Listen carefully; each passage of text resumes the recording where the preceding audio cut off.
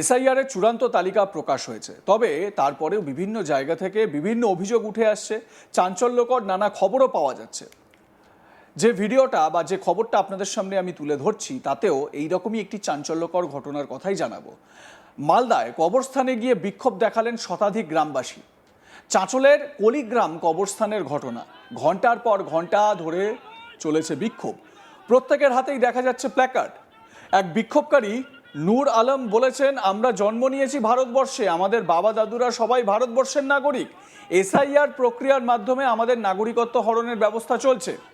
আমাদের বুথে 1420টি ভোট, তার মধ্যে 420 জন বিচারাধীন আছেন। দেশের নাগরিকত্ব থাকা সত্ত্বেও আবার আমাদের প্রমাণ দিতে হচ্ছে, এটা সম্পূর্ণ চক্রান্ত। যারা এরকম বিক্ষোভকারী তাদের বক্তব্য তো আমরা শোনাবই, তবে তার আগে এই যে কবরস্থানে বিক্ষোভ প্রদর্শন হচ্ছে সেই ছবিটা একটু দেখুন।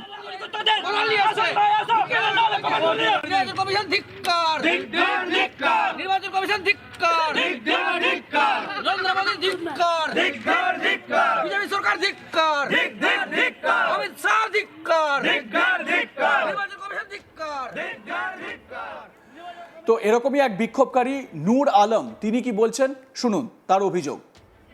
দেওয়ার একমাত্র উদ্দেশ্য বা কথাটা বলার উদ্দেশ্য হচ্ছে আমরা যে জন্ম নিয়েছি ভারতবর্ষে, আমাদের বাবা দাদু দাদু যত যে সব ভারতবর্ষের নাগরিক, দেশের নাগরিক থাকা সত্ত্বেও আজকে এই নতুন যে প্রক্রিয়া শুরু করেছে, মানে ভোটের চক্রান্ত শুরু করেছে কেন্দ্রীয় সরকার, তা আবার নির্বাচন কমিশনকে দিয়ে করাচ্ছে, যেটা কোনো ভাবে সম্ভব না।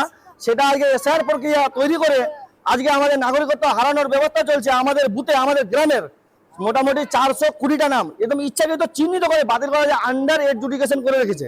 আন্ডার এডজুডিকেশন মানে বিচারাধীন। আমরা দেশের নাগরিক থাকা সত্ত্বেও আবার আমাদের প্রমাণ দিতে হচ্ছে। ভোট প্রায় 1450 ভোট, তার মধ্যে 420টাই বাতিল। এটা একদম সরাসরি চক্রান্ত বোঝা যাচ্ছে যে মানে যেভাবেই হোক ছলে বলে কৌশলে বিজেপিকে আনতে হবে। মানে বিজেপি যদি নিরপেক্ষ সরকার থাকতো, যদি ভালোভাবে চলতো, মানে সেটা তো এখানে প্রমাণ করছে না। এটা নিশ্চয়ই ওদের চক্রান্ত, যে কোনো কিছু মানে বড় ভাবনা চিন্তা নিয়ে মুসলিম হটাও, মানে এরকম কোনো পরিস্থিতি শুরু করেছে ওরা। আমরা চাইছি আমাদের নাগরিকত্ব, আমরা দেশের নাগরিক, ওই নাগরিকত্ব নিশ্চিত করুক, না হলে আমাদেরকে জ্যান্ত কবর দিয়ে দিক।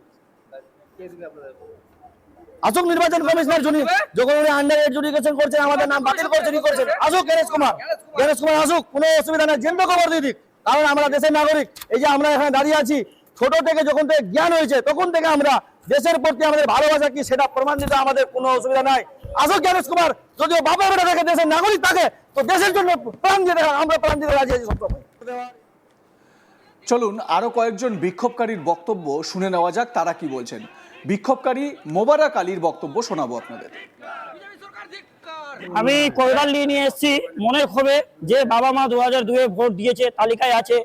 আমরা 5 ভাই বোন বলে আমার নামটা রিটার্ন এসছে, এবং তারপরেও সব ডকুমেন্টস দেওয়া সত্ত্বেও, হিয়ারিংয়ে যাওয়া সত্ত্বেও আবার আন্ডার এডুকেশন।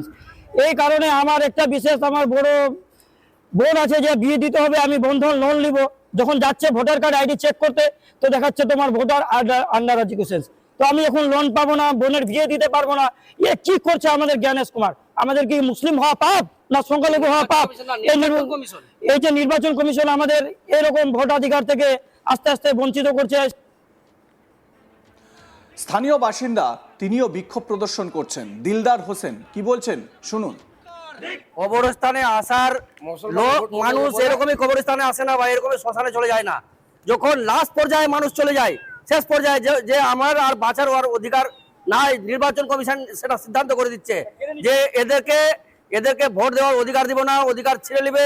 এদিকে নির্বাচন কমিশন দলদাসে পরিণত হচ্ছে নরেন্দ্র মোদী আর এই অমিত শাহর কথা শুনে। সংখ্যালঘুদের নাম বেছে বেছে নাম কেটে দেওয়া হয়েছে, ভোটের অধিকার দেওয়া হচ্ছে না।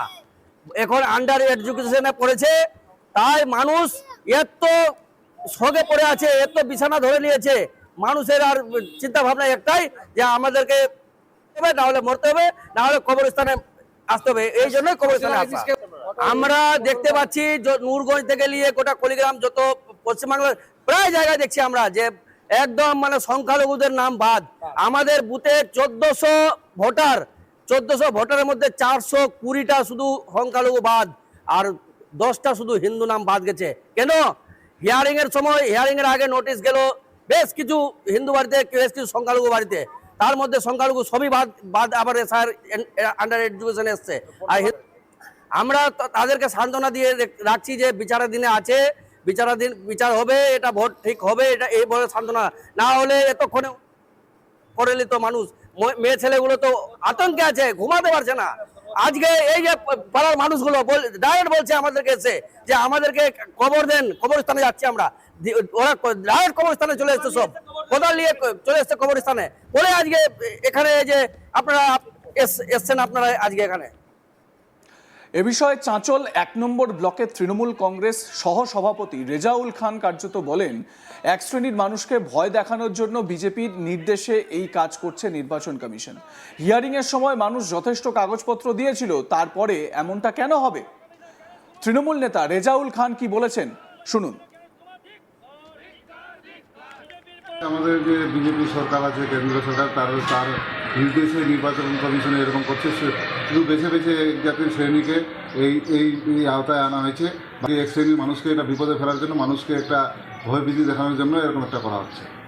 আপনার সংখ্যাটা? আমাদের এই 3000-এর কাছাকাছি এরকম আছে। তো আজকে যে গোরস্থানে গিয়ে বিক্ষোভ দেখালো, কি বলবেন এটাকে? এটা কি ঠিক করছে? মানুষকে বলবো এখনো কিছুদিন সংযত থাকার একটা চলছে, আরও একটা লিস্ট বেরোবে বলছে। এখন কি হচ্ছে সেই দিকে দেখে তারপরে কিছু করার করতে বলবো।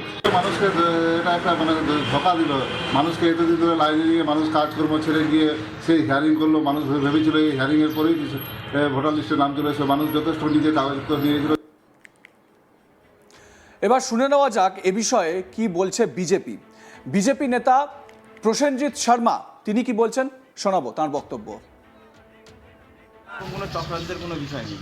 বিগত দিনে এসআইআর হয়েছে, আবার পশ্চিমবাংলায় 2000 সালে হয়েছিল এসআইআর, এখন 2026 সালে আবার এসআইআর হচ্ছে।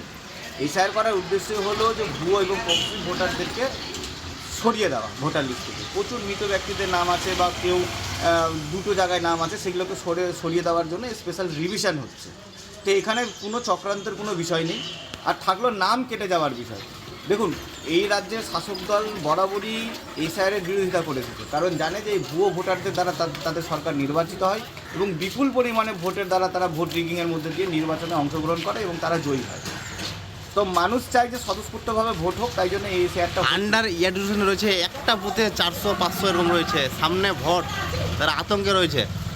কি বলবেন? দেখুন, বিষয়টা হচ্ছে আন্ডার জুডিশিয়াল থাকার কারণই হচ্ছে যে তাদের নাম কিন্তু ভোটার লিস্টে আছে। আপনাদের মতামত জানাতে ভুলবেন না। দেখতে থাকুন আজ তাক বাংলা, সাবস্ক্রাইব করুন আমাদের ইউটিউব চ্যানেলটি।